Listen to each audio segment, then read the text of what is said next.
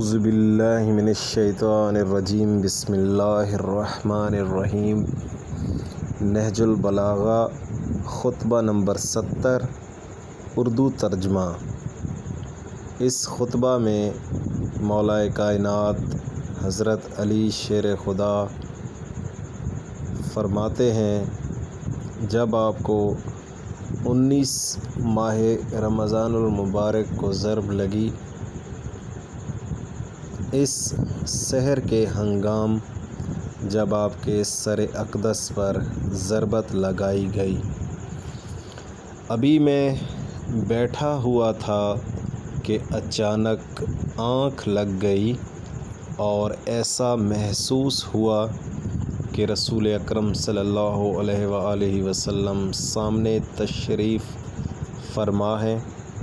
میں نے عرض کی کہ میں نے آپ کی امت سے بے پناہ کجروی اور دشمنی کا مشاہدہ کیا ہے۔ فرمایا کہ بد دعا کرو، تو میں نے یہ دعا کی، خدایا مجھے ان سے بہتر قوم دے دے اور انہیں مجھ سے سخت تر رہنما دے دے۔